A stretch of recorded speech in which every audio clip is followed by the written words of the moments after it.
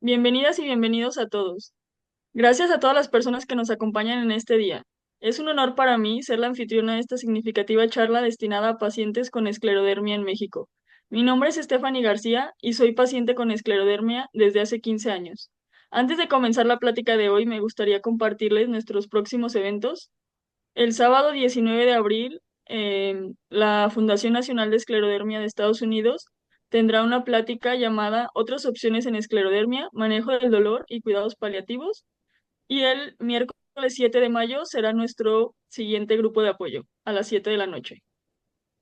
Esta noche, en el marco del mes de la niñez, tendremos la charla de esclerodermia en niños y adolescentes por la doctora Thalía Prieto. Es una información que nos será de mucha utilidad, sobre todo a los que son papás y a los pequeños que tienen esta condición. Nuestro objetivo es proporcionar información para mantener informada a la comunidad sobre las diversas opciones disponibles. Es importante destacar que toda la información proporcionada en esta presentación tiene fines educativos. Dado que la esclerodermia puede manifestarse de diferentes maneras en cada persona y su gravedad puede variar, es fundamental un enfoque de tratamiento médico personalizado. Por lo tanto, les recomendamos encarecidamente que cualquier medicamento o tratamiento sea discutido y evaluado en profundidad con el equipo médico de cada paciente, garantizando así una atención y tratamiento adecuado a las necesidades individuales. A continuación, me es grato presentarles a Alejandra Márquez, que será copresentadora de esta charla del grupo Mi Vida con Esclerodermia. Hola a todas, buenas noches. Bueno, pues estamos muy emocionadas de esta charla, como dijo Stephanie, en marco del Día de la Niñez. Pues es muy grato presentarles a nuestra ponente del día de hoy, la doctora Thalía Díaz Prieto, que pues además de ser una gran reumatóloga, ha sido de gran apoyo para nosotras en este grupo de apoyo, porque pues siempre nos ha orientado, nos ha ayudado y además nos ha hecho mucha difusión. Así que muchas gracias, doctora, y también por estar aquí hoy. Y bueno, les platicamos un poquito de ella y su semblanza. Ella es médico cirujano y partero de la Universidad Autónoma de Nuevo León. Es pediatra en el programa multicéntrico de especialidades médicas del Tecnológico de Monterrey y la Secretaría de Salud de Nuevo León. Su especialidad en reumatología pediátrica en el Hospital Infantil de México, Federico Gómez, Universidad Autónoma de México. Alta especialidad en lupus pediátrico y neonatal en The Hospital for Sick Children y la Universidad de Toronto, Ontario, Canadá. Actualmente se encuentra ejerciendo en Monterrey en el Hospital San José TecSalud como reumatóloga pediatra, además de ser profesora de pregrado y posgrado de cátedra pediátrica en el Tecnológico de Monterrey. Le cedo la palabra a la doctora Talía. Muchas gracias, Ale. Muchas gracias, Stephanie. Primeramente por este proyecto tan bonito que tienen. Me encanta, esa es la razón por la que les he apoyado muchísimo en difusión y creo que es algo que necesitamos mucho. Y recuerdo hace algunos años de algunos de los primeros pacientes que llegué a tener con diagnóstico de esclerodermia buscaban justamente esto que ustedes están haciendo. Entonces, estoy segura que esto es de muchísimo apoyo para muchas personas en México y en todas partes del mundo, no solamente en México, que es una de las ventajas que existe ahora con Internet y redes sociales. Entonces, agradezco mucho la invitación y vamos a dar inicio. El tema de hoy, pues, es esclerodermia en niños y adolescentes. Como bien comentó Stephanie previamente, esta es una enfermedad que se puede manifestar de muchas maneras. El objetivo es compartirles información sobre estas enfermedades, cómo se pueden manifestar, algunos tratamientos, pero finalmente, pues recuerden que cada caso es individualizado y por eso es muy importante las recomendaciones que tengan ya por su propio reumatólogo pediatra. Muy bien, entonces vamos a iniciar. Este es un tema que me apasiona mucho y bueno, ya seguramente ustedes como pacientes que viven con esta enfermedad o que forman parte de una familia que se vive con esta enfermedad, porque no solamente es algo que involucra al paciente, sino a todo el entorno, han leído ya sobre esclerodermia y esclerodermia que también se le conoce como morfea. Muchas veces lo catalogan como morfea o esclerodermia, realmente son sinónimos. Y esta es una enfermedad que se caracteriza principalmente por lesiones que van a causar una esclerosis a nivel de la piel. Existen varias clasificaciones que ahorita las vamos a platicar más a detalle, pero Hablando específicamente de la esclerodermia localizada, afecta principalmente a piel y muy pocas veces afecta órganos internos. Por eso les puse aquí que la afección de órganos internos es infrecuente. Y esclerodermia viene del término griego escleros y dermis, que significa piel dura. Y todas estas lesiones que vamos a ver en la piel van a ser secundario a un aumento de depósito en la piel de colágena. Y esto va a ocasionar en la piel fibrosis que puede afectar desde la piel, el tejido subcutáneo, que es la grasa, músculo o incluso hay algunos tipos de esclerodermia que pueden afectar hueso. ¿Ok? Ahorita los vamos a ver todos más adelante. Y existen distintos tipos de esclerodermia. Yo les puse aquí la esclerodermia localizada, que es en la que me voy a enfocar el día de hoy porque es la más frecuente que nos toca ver en pediatría. Sin embargo, hay algunas otras que también voy a mencionar un poco. Entonces, dentro de la esclerodermia localizada, que es la que mencionamos que afecta principalmente y solamente piel, hay varios subtipos. Entonces, dependiendo de cómo sea la lesión, y seguramente ustedes ya están familiarizados, es el nombre que recibe. Por ejemplo, dentro de la esclerodermia localizada existe un subtipo que es la esclerodermia circunscrita o morfea circunscrita, que es como la imagen que tenemos aquí en el inciso A, donde es una lesión aislada y esta lesión se va a dividir todavía en superficial o profunda dependiendo de la extensión que tenga la lesión hacia la piel, ¿ok? Si afecta o no tejido subcutáneo. Existe otro subtipo de esclerodermia localizada, que es la esclerodermia lineal, como lo vemos aquí en la imagen del inciso B. Este tipo de esclerodermia es el tipo más frecuente que nos toca ver en pediatría, ¿ok? Y no solamente puede afectar extremidades superiores, sino que se puede afectar en cualquier parte del cuerpo. Sin embargo, es más frecuente verlo en extremidades. Dentro de esta clasificación de esclerodermia localizada lineal, existe una subclasificación. Es una clasificación un poco compleja, pero traté de ponerla en términos más sencillos. Entonces, dentro de la esclerodermia localizada está la esclerodermia lineal y dentro de la lineal se divide también en unas afecciones que puede llegar a afectar cabeza y cráneo, que una es en golpe de sabre, que es la imagen que vemos aquí en el inciso C. No sé si alcanzan a ver aquí en la región frontal de este pequeñito cómo tiene una lesión. Y está también el tipo de Pari-Romberg, donde hay afección a la mitad de la cara con esclerodermia. Tenemos también la esclerodermia generalizada, que es cuando se presentan 4 o más lesiones en diferentes partes del cuerpo, como lo podemos ver aquí. Esta pacientita también tiene afección en tórax posterior. Y existe otro tipo dentro de la esclerodermia localizada, que es la esclerodermia localizada panesclerótica, que esta afortunadamente es la menos frecuente que vemos en pediatría, y digo afortunadamente porque es esta la que se caracteriza por afectar piel y tejidos más profundos, incluso llegando a hueso, ¿ok? Que es como lo vemos en la imagen acá en el inciso F, que le puse G. Que hay pacientes que tienen una esclerodermia localizada mixta, o sea, que pueden llegar a tener algunos de estos subdivisiones en el mismo paciente. Por ejemplo, que pueden llegar a tener, por ejemplo, esclerodermia lineal en golpe de sabre, pero tener lesiones de morfea circunscrita en otras partes del cuerpo, por ejemplo. Entonces, cuando vemos que hay de 2 tipos o más de la subclasificación de esclerodermia localizada, es cuando le llamamos mixta. Y existen otros tipos de esclerodermia que no afectan solamente piel. Entonces, el otro es la esclerosis sistémica, que seguramente lo han escuchado. Este es un tipo inflamatorio de esclerodermia donde no solamente afecta piel, sino frecuentemente se afecta también órganos internos y donde principalmente los órganos internos que se afectan es a nivel de pulmón, corazón y a nivel gastrointestinal. Ahorita vamos a hablar un poquito más de este tipo de esclerosis sistémica. Existe también la esclerodermia panesclerótica discapacitante, que es distinto a la esclerodermia lineal panesclerótica, porque la esclerodermia panesclerótica discapacitante se puede presentar en cualquier momento de la vida, pero en los pacientes pediátricos normalmente se presenta en una edad muy temprana y normalmente son lesiones que tienen un avance muy progresivo con mucho desarrollo de fibrosis y esclerosis en la piel.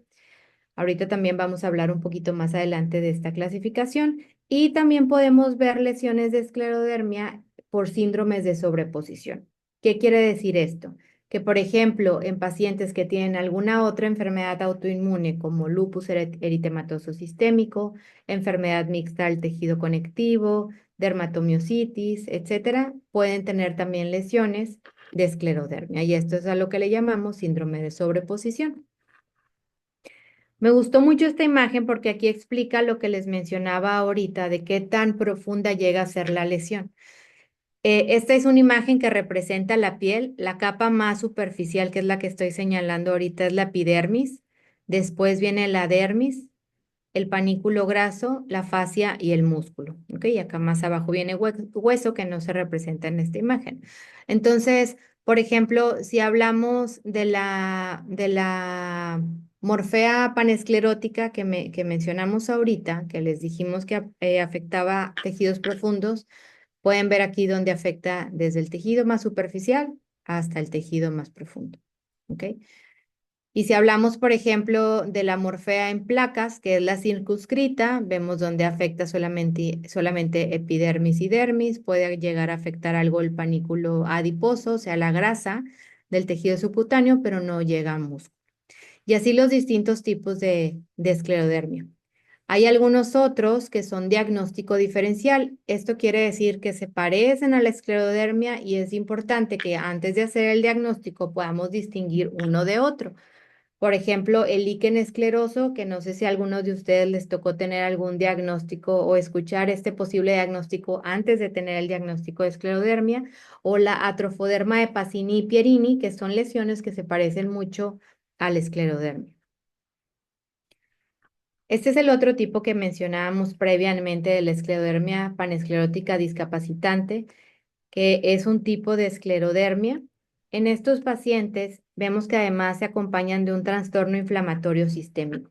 Esto quiere decir que además de las lesiones de esclerosis que se presentan en piel, pueden llegar a tener componente inflamatorio en otras partes del cuerpo. Algunas veces los pacientes llegan a presentar fiebre, dolor, inflamación articular, dificultad para ganar peso y talla.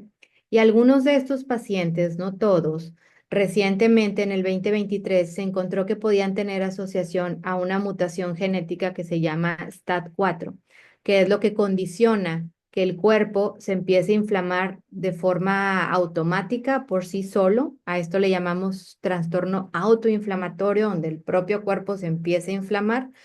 Y es por eso que explica las otras sintomatologías que no vemos en otros pacientes con esclerodermia, que son las que mencioné ahorita. Les digo, fiebre, poca ganancia de peso y talla, dolor articular o dolor en otras partes del cuerpo. Esta es una variante muy poco frecuente dentro de la esclerodermia. O sea, dentro de la esclerodermia que dijimos que lo más frecuente era la lineal, en los pacientes con panesclerótica es más raro, pero la panesclerótica discapacitante es todavía mucho menos frecuente. ¿Ok? Y como estos pacientes presentan una rápida progresión de fibrosis en la piel, que afecta también fascia y músculo, pueden llegar a tener contracturas en flexión. Yo les quise poner aquí una imagen en donde si observamos las manos de esta pequeña, vemos que están como contracturadas. Bueno, no como contracturadas, están contracturadas, secundario a la fibrosis que ya hay en la piel. Y cuando la fibrosis llega a afectar también articulaciones, pues esto limita el movimiento de la articulación. Entonces, con frecuencia podemos ver contracturas en flexión. Podemos tener también úlceras cutáneas porque la esclerosis en la piel llega a ser tan intensa que se puede ulcerar. Y cuando vemos pacientes que tienen este grado de afección de esclerosis en piel, con frecuencia se piensa en esclerosis sistémica, que ahorita es la diapositiva que sigue, que es un tipo de esclerodermia que afecta también órganos internos. Pero la diferencia principal de la esclerodermia panesclerótica discapacitante con la esclerosis sistémica, que es la que afecta a órganos internos, es que estos pacientes con esclerodermia panesclerótica discapacitante no van a tener fenómeno de Raynaud, no van a tener dificultad para deglutir, para pasar los alimentos, ni afección a otro órgano, como sí lo podemos ver en la esclerosis sistémica. Ahorita vamos a mencionar eso. Y bueno, algunas veces, no siempre, puede ir de la mano con algunas inmunodeficiencias. En el caso de la esclerosis sistémica, que es otra variedad dentro del grupo de esclerodermia, es un grupo de esclerodermia que también vemos poco frecuente en pediatría, pero es importante mencionar que los pacientes, o sea, dentro de todos los pacientes que tienen diagnóstico de esclerosis sistémica, alrededor del 10% de los casos empezaron antes de los 18 años de edad.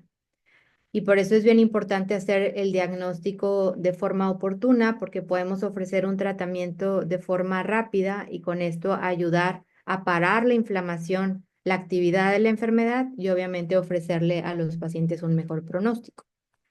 Esta esclerosis sistémica también va a tener un componente inflamatorio, donde también va a haber un aumento de depósito de colágeno en la piel, que es lo que causa la esclerosis en la piel, pero así como se deposita la colágena en la piel, también se deposita en los órganos internos. Y por eso podemos llegar a tener afección en otros sitios. Entonces, dentro de los órganos que se afectan principalmente en la esclerosis sistémica es el sistema vascular, donde los pacientes presentan fenómeno de Raynaud, que son estos cambios de coloración que vemos en los dedos de las manos, que se pueden tornar a coloración violácea, y esto es porque hay disminución de la circulación y del transporte de oxígeno hacia los dedos de las manos. Entonces, al no haber suficiente oxígeno, se tornan de color azul, después se tornan pálidas, donde no hay suficiente oxígeno, y luego llega una fase de vasodilatación, donde el vaso sanguíneo se abre, se reperfunde, llega el oxígeno otra vez y es cuando se tornan rojas. ¿Ok? Ahora, hay pacientes que pueden llegar a tener fenómeno de Raynaud, que se le llama fenómeno de Raynaud primario. Primario es cuando el paciente no tiene una enfermedad de base que le esté causando esto. Y el fenómeno de Raynaud secundario es cuando sí hay una enfermedad de base. Por ejemplo, en el caso de esclerosis sistémica, los pacientes presentan fenómeno de Raynaud secundario, porque es secundario a la esclerosis sistémica. ¿Ok? Entonces hay pacientes sanos que no tienen alguna otra enfermedad que también pueden llegar a tener fenómeno de Raynaud. Pero algo bien importante que nosotros tenemos que estar pendientes es que cuando un fenómeno de Raynaud se presenta de forma asimétrica, o sea que no afecta a todos los dedos por igual o causa úlceras en las puntitas de los dedos, esto nos apunta que probablemente hay alguna enfermedad de base que nos esté causando este fenómeno de Raynaud. Entonces, en los pacientes con esclerosis sistémica podemos ver que el fenómeno de Raynaud no siempre es uniforme, sino que a veces se afectan unos dedos, otros no, y podemos tener ulceraciones en las puntas de los dedos. En la piel vamos a tener la esclerosis, como lo mencionamos ahorita, y pueden llegar a tener también afección gastrointestinal. Con frecuencia vemos síntomas como dificultad para deglutir, que le llamamos disfagia. Puede haber dificultad para pasar la comida sólida, o en casos más extensos puede haber también dificultad para pasar los líquidos. Puede haber un retraso en el vaciamiento gástrico. Esto quiere decir que la motilidad, los movimientos del tejido gastrointestinal son lentos y puede haber estreñimiento, puede haber reflujo, y estas son las manifestaciones más frecuentes a nivel gastrointestinal. A nivel pulmonar, puede haber también inflamación que nos puede llevar a una enfermedad pulmonar intersticial, que podemos en casos ya más adelante necesitar aporte de oxígeno. Y también hay afección al sistema musculoesquelético, donde puede haber dolor articular, puede haber artritis propiamente y pues las contracturas en flexión que mencionamos previamente. En esta imagen lo que vemos es que la paciente, no sé si alcanzan a observar, que las manos se ven hinchaditas. Y cuando la esclerosis o la esclerodermia está empezando en piel, tiene una primer fase que se llama fase edematosa. Y así es como lo podemos ver. Se ven los deditos de las manos hinchados o los dedos de los pies. Y ya en fases más avanzadas empezamos a ver la esclerosis, que es donde los dedos ya se empiezan a ver más delgados, la piel se torna de color brillante y si ustedes la tocan se siente endurecida. Y algo muy característico en la esclerosis sistémica es que los pacientes llegan a presentar una nariz un poco afilada, con los labios delgaditos y mostrando la dentadura, que este es un tipo de fascia que vemos con frecuencia en pacientes con esclerosis sistémica. Ahora, estos son los criterios que es los que se utilizan para decir si un paciente tiene esclerosis sistémica o no. Entonces, Al igual que en otras enfermedades reumatológicas, no hay un estudio de laboratorio que salga positivo o negativo para tal enfermedad. Y lo que hacemos es reunir el conjunto de síntomas que tenga el paciente, la evolución, los estudios de laboratorio para poder reunir un diagnóstico. Y en el caso de esclerosis sistémica, hay ciertos datos, puede ser como un checklist de cosas que tiene que tener el paciente para yo decir si se trata de un diagnóstico de esclerodermia, de esclerosis sistémica. ¿Ok? Entonces, esto aplica tanto para niños como para adultos y cada una de las manifestaciones que ahorita las voy a explicar tiene un puntaje. Entonces, cuando en este puntaje reunimos 9 o más, esto nos apoya para el diagnóstico de esclerosis sistémica. Entonces, para poder decir que un paciente tiene esclerosis sistémica, tiene que tener 9 o más puntos de esta clasificación. Entonces, vemos que el primero, y que puede ser suficiente con tener este, porque tiene 9 puntos, es que hay un engrosamiento de la piel, o sea, hay una esclerosis en la piel a nivel de los dedos de las manos, que esto es un dato muy inicial de la esclerosis sistémica. Y si vemos a un paciente con esclerosis a este nivel de las manos, nos apunta hacia esta enfermedad. Pero hay otros pacientes que pueden tener nada más este engrosamiento de los dedos, que pueden tener lo que le llamamos puffy fingers, que son los deditos en salchicha, los dedos hinchaditos que mencioné en la diapositiva previa. Pueden tener la esclerodactilia, que es cuando la piel ya está indurada y los dedos se ven más delgaditos. Estos dependiendo de si son los dedos hinchaditos nos dan 2 puntos, si son los deditos ya indurados, delgaditos son 4 puntos. Puede haber lesiones en las puntas de los dedos, las úlceras, o puede haber cicatrices de donde anteriormente se ha ulcerado la punta de los dedos. La telangiectasia, que son estas venitas que vemos aquí en los párpados en forma de arañita. Alteración en la capilaroscopía, que es un estudio que se hace con un microscopio muy pequeñito para ver los vasos sanguíneos que están aquí alrededor de las uñas. En estas fotografías que tenemos en la diapositiva, no necesitamos un microscopio para ver que el paciente presenta un enrojecimiento en esta parte de los dedos. ¿Sí lo alcanzan a ver? Esto es que los vasos sanguíneos del lecho unguial de la uña están inflamados y esto es algo característico no solo de esclerosis sistémica, pero también de otras enfermedades reumáticas. Cuando tenemos que el paciente presenta enfermedad inflamatoria en el pulmón o que tiene hipertensión pulmonar, que son datos de inflamación en el pulmón, el fenómeno de Raynaud, que es el que platicamos ahorita, y por último agregamos estudios de laboratorio. Entonces, hay ciertos anticuerpos que son estudios especiales que el reumatólogo pediatra solicita para poder tener todo este checklist completo y poder reunir los puntajes y decir, ¿sabes qué? Si es un diagnóstico de esclerosis sistémica o no tenemos suficientes datos para ponerle este nombre y apellido. ¿Ok? Por eso es bien importante que seamos muy minuciosos al momento de hacer el diagnóstico, porque son enfermedades que son crónicas con las que tenemos que aprender a vivir durante nuestra vida y que para poder dar el diagnóstico es bien importante estar seguros para poder poner esta etiqueta. ¿Ok? Aquí en esta imagen vemos, por ejemplo, el fenómeno de Raynaud asimétrico. Acuérdense que el fenómeno de Raynaud no solamente aparece en pies o manos, también puede ser en la punta de la nariz, en la lengua, en las orejas. Y como vemos aquí, es asimétrico, o sea, los deditos 2 y 3 son deditos que se ven pálidos, los demás se ven violáceos, al igual que en este otro piecito. Y también, por ejemplo, en estas imágenes de las manos, vemos donde aquí se alcanza a ver en la imagen que ya hay una cicatrización de antecedente de úlcera a nivel de punta de los dedos y como solamente algunos dedos son los que tienen coloración violácea y otros no. Entonces, cuando vemos esto, esto nos habla de probabilidad de un fenómeno de Raynaud secundario y hay que buscar qué enfermedad de base lo está causando. Y algunas veces podemos tener también calcinosis, es un aumento del depósito de calcio por debajo de la piel que nos puede dar estas imágenes que vemos aquí, que algunas veces el depósito de calcio también se ulcera y puede salir y algunas veces se puede infectar, entonces son lesiones que tenemos que tener mucho cuidado en la piel. Ahora, ¿qué tan frecuente es la esclerodermia? Hablando específicamente de la esclerodermia localizada, que es la más frecuente que vemos en pediatría. Hay alrededor de 0,3 a 2 casos nuevos por año, ¿ok? Por cada 100,000 habitantes. Es más frecuente que lo veamos en las niñas o en las adolescentes, de 1 hasta 3 casos en mujeres por cada uno que vamos a ver en los varones, ¿sí?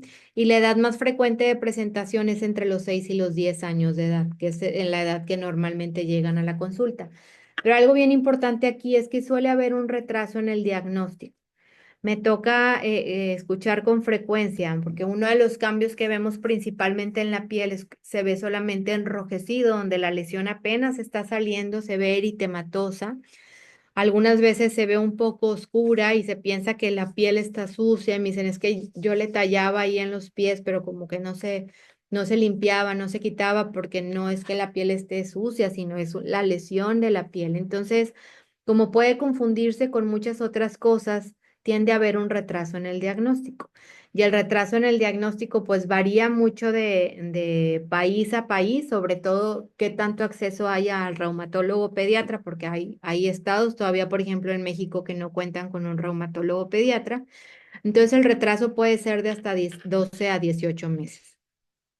Entonces, ¿qué causa la esclerodermia? Esta es la pregunta del millón y que nosotros como papás nos planteamos siempre, bueno, ¿y qué hizo que mi hijo tuviera esta lesión? Entonces, no es una enfermedad como tal que se herede, pero sí se puede heredar una predisposición genética. Entonces, hay algunos genes que ya se han descrito que se ha encontrado con mayor frecuencia en los pacientes con esclerodermia, que son estos que les puse aquí, el HLA-DRB1 0404 o B37. Está muy largo, no se los tienen que aprender, pero solamente saber que sí puede haber una predisposición genética. Alrededor del 20% de los pacientes llega a tener un antecedente en la familia de alguna enfermedad autoinmune. No necesariamente esclerodermia, puede haber antecedente en la familia de lupus, de artritis reumatoide, de psoriasis, de vitiligo, de enfermedad inflamatoria intestinal como CUSI o Crohn, enfermedades tiroideas, etcétera.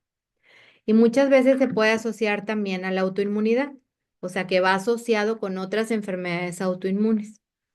Es por eso que algunas veces vemos que los pacientes con esclerodermia llegan a tener anticuerpos antinucleares positivos hasta casi en el 60%, porque esto nos habla de la autoinmunidad de base que presentan estos pacientes. Autoinmunidad quiere decir que nuestro propio cuerpo nos ataca a nosotros mismos y la esclerodermia es un tipo de enfermedad autoinmune. Y hay factores también ambientales, entonces se ha descrito que algunos traumatismos en la piel pueden desencadenar después estas lesiones de esclerodermia, alguna picadura de insecto, inyecciones, la radiación, infecciones, sobre todo por una bacteria que se llama Borrelia, que siempre en el diagnóstico nos aseguremos que no haya datos activos de esa bacteria, si no se tiene que dar tratamiento. Y hay medicamentos también que pueden causar estas lesiones de esclerodermia, como medicamentos anticancerígenos o anti-TNF, que es un grupo de medicamentos que usamos en reumatología. En ocasiones hay pacientes con otros diagnósticos como leucemia o linfoma que están en quimioterapia y estos medicamentos pueden causar lesiones de esclerodermia. Entonces, no es infrecuente ver pacientes con antecedente de algún padecimiento oncológico, de algún tipo de cáncer que también presenten esclerodermia. Y hay algunos otros trastornos asociados que, o sea, que pueden ir de la mano. Entonces, ahorita les mencionaba que algunos pacientes pueden tener alguna enfermedad autoinmune concomitante. Esto sucede en hasta el 10% de los casos, como psoriasis, vitiligo, enfermedad inflamatoria del intestino, como CUSI o Crohn, que son pacientes que tienen mucha distensión abdominal, diarrea, dolor abdominal.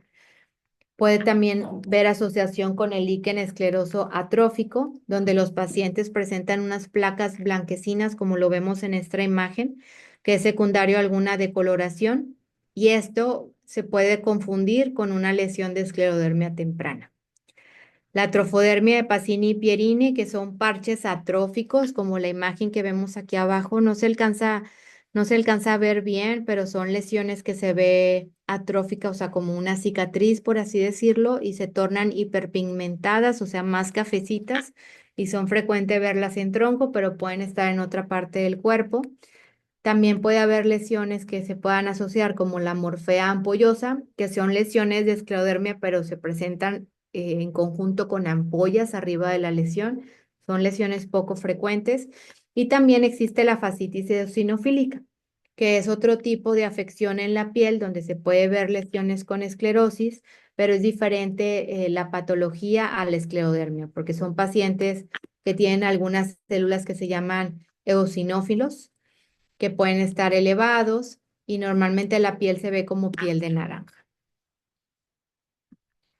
Ahora, estas son las manifestaciones que mencionaba previamente la clasificación de la esclerodermia localizada, donde les decía que la morfea la podíamos dividir en superficial o profunda, dependiendo de qué tan afectada llegara a estar la profundidad de la piel.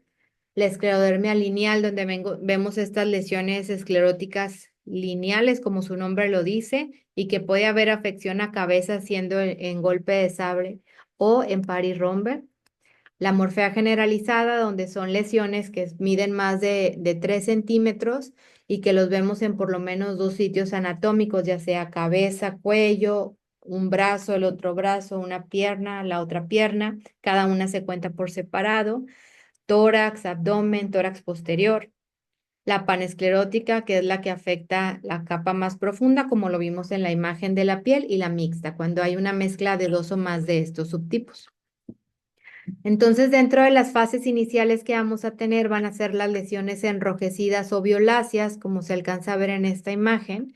Son lesiones muy, muy tempranas, donde lo ideal es siempre detectar a los pacientes en esta fase, pero es difícil llegar al diagnóstico de una forma tan temprana.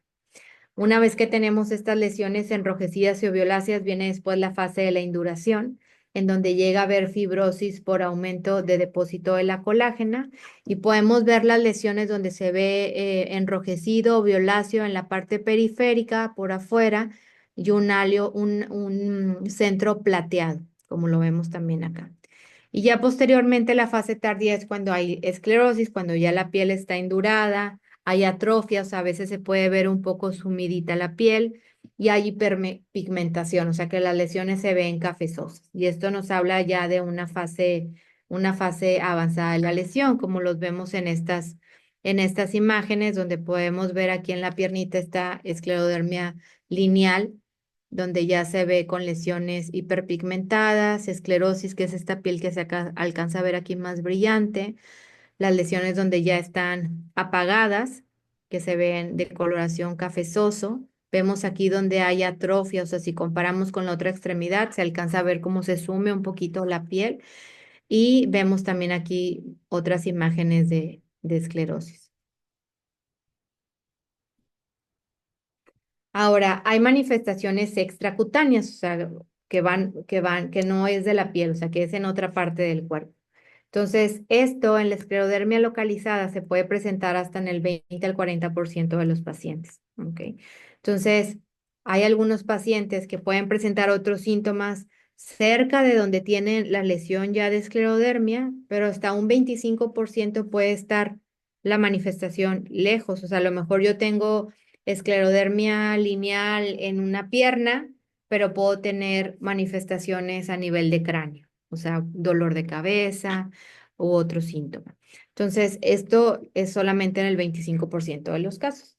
Y dentro de las manifestaciones extracutáneas más frecuentes están las musculoesqueléticas, o sea, con frecuencia puede haber dolor e inflamación articular, o sea, artritis. Y es por eso que es bien importante que siempre en la consulta, o sea, además de revisar la piel, podamos revisar las articulaciones para ver que no haya dolor o inflamación. Puede haber contracturas musculares, puede haber dolor muscular o debilidad muscular, esto es por inflamación del músculo. Y también puede haber diferencia de la longitud de extremidades, sobre todo si hay una lesión de esclerodermia en las piernas, porque esto puede hacer que una extremidad no crezca igual que la otra y por eso es importante revisar esa parte.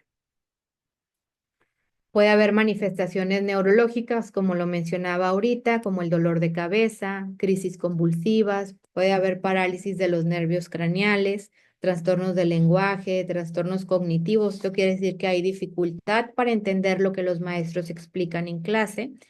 Puede haber también síntomas en los ojitos, como fibrosis a nivel de los párpados, en las pestañas, inflamación por dentro del ojo, como en la uvea, o puede haber también episcleritis. Aquí es bien importante pues ir de la mano con el oftalmólogo y puede haber otras manifestaciones como a nivel gastrointestinal, el reflujo, la dificultad para pasar los alimentos, sensación de falta de aire, dificultad para respirar, palpitaciones o incluso inflamación en el riñón. Ahora, para hacer el diagnóstico se va a basar principalmente en los hallazgos clínicos. En caso de que hay duda de que se trate de una lesión de esclerodermia, es cuando se toma la biopsia de la piel. Y la biopsia de la piel, lo ideal es que se haga a través de un método que se llama punch, que esto es un curetaje, por así decirlo. Es un aparato donde solamente se le da un clic y agarra un pedacito muy pequeñito de piel, y esto es lo que se lleva al microscópico para su estudio. Lo ideal es que cuando se vaya a tomar biopsia de piel sea de una lesión activa, de un borde enrojecido, porque mientras más activa esté la lesión, mayor información nos va a dar. ¿Qué pasa si hacemos biopsia de una lesión que ya está esclerosada? Pues solamente vamos a ver mucha colágeno, ¿ok?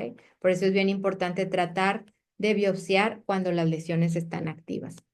Y no hay un estudio de laboratorio que sea característico para el diagnóstico, que es lo que mencionaba previamente. Sin embargo, hay algunos estudios de laboratorio que debemos buscar porque en caso de estar positivos, se pueden asociar con manifestaciones de la enfermedad en otras partes del cuerpo.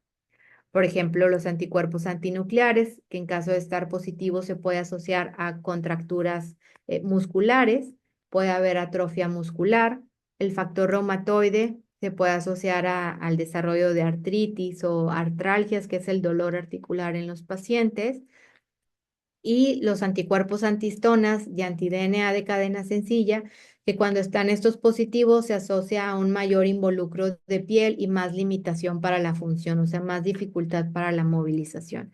Por eso es importante investigar sobre esos anticuerpos al momento del diagnóstico, no para dar un diagnóstico de esclerodermia, sino para ver qué tanta afección puede haber más allá de la piel. Y la vigilancia y el monitoreo de las lesiones de esclerodermia se debe de realizar de forma multidisciplinaria. O sea, se trabaja en equipo.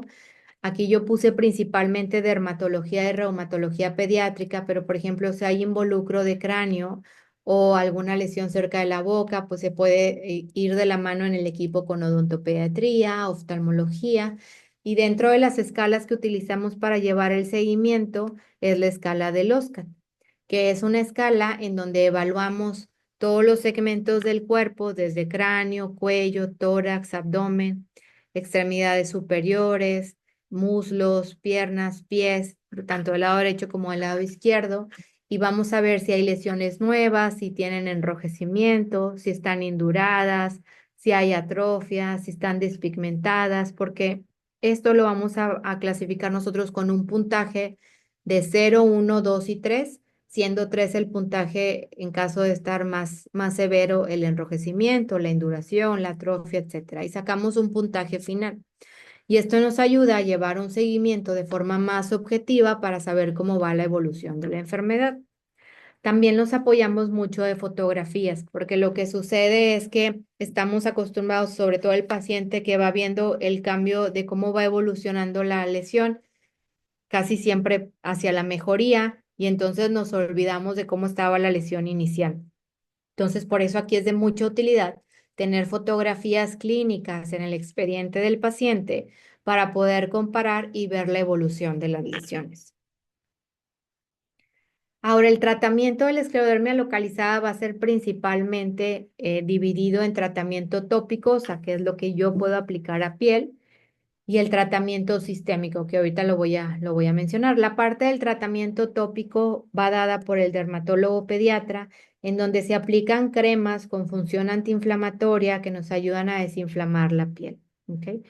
Cuando las lesiones son detectadas de forma muy temprana y son pequeñas, podemos intentar dar solamente tratamiento en la piel. Pero si son varias lesiones o vemos que hay una extensión más profunda en la piel, aquí es importante dar un tratamiento sistémico, que ahorita lo vamos a mencionar. Dentro de los tratamientos que se usan tópicos está el tacrolimus, que seguramente les ha tocado escucharlo, el cacipotriol, el esteroide en la piel o el imiquimod. También en algunos pacientes se puede utilizar la fototerapia, que es esta máquina que les puse aquí. Y la fototerapia lo que hace es emitir rayos de ultravioleta, tanto A1 como de A y B, o sea, rayos ultravioleta A y B, y esto va a tener un efecto antifibrótico. O sea, lo que vemos en la esclerodermia es la fibrosis, la esclerosis, y la fototerapia causa, o sea, antagoniza este efecto, y también tiene un efecto inmunosupresor, o sea, ayuda a desinflamar la piel. Sin embargo, en la población pediátrica hay muy poca evidencia de su utilidad. Y cuando se utiliza, son lesiones que tienen involucro solamente de forma superficial en la piel. ¿Ok? El tratamiento sistémico, que es cuando ya va de la mano con reumatología pediátrica, es aquel tratamiento que se da ya sea vía oral o inyectado. Y existen guías de recomendación, a lo mejor las han escuchado, unas de ellas son las guías de recomendación SHARE, que son las guías europeas para el manejo de la esclerodermia localizada, o están las guías también de CARRA, que son las guías americanas para el manejo de esclerodermia localizada en niños. Entonces, lo que sucede aquí es que los pacientes, lo ideal es que inicien tratamiento con metotrexato. Se va a calcular la dosis del metotrexato de acuerdo al peso y a la talla del paciente. Y algunas veces es necesario trabajar en conjunto de metotrexato y esteroide.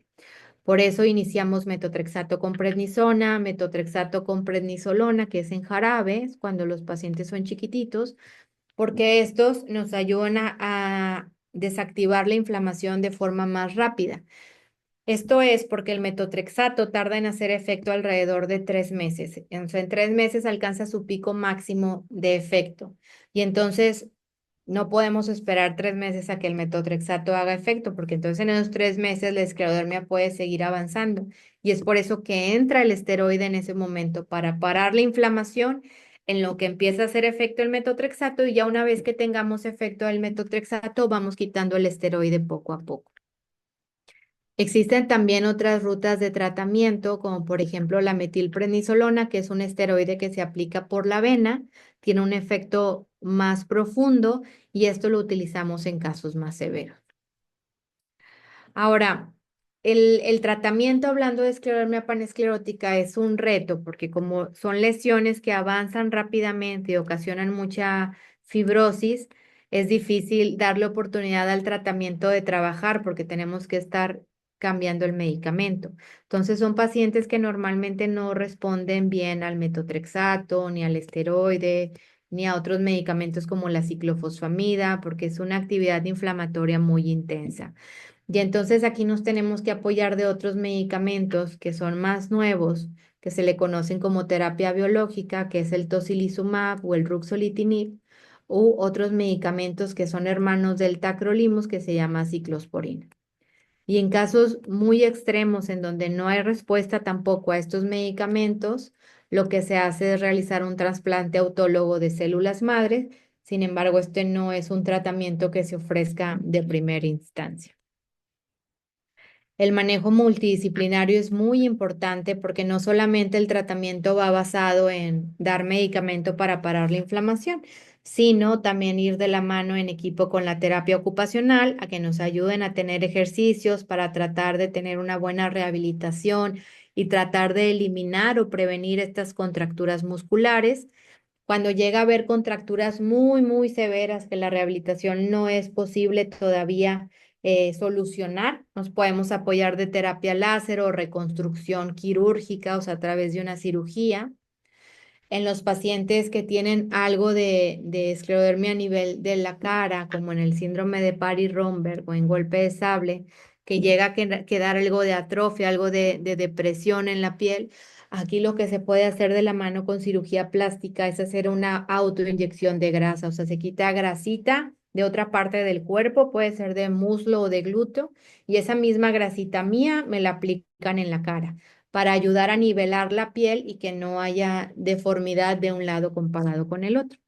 Es bien importante que siempre que vayamos a considerar alguno de estos procedimientos quirúrgicos con cirugía, ya sea para las contracturas severas o la autoinyección de grasa, es bien importante que la enfermedad ya esté controlada por completo. De lo contrario, no va a tener caso que hagamos alguno de estos tratamientos porque las complicaciones van a regresar.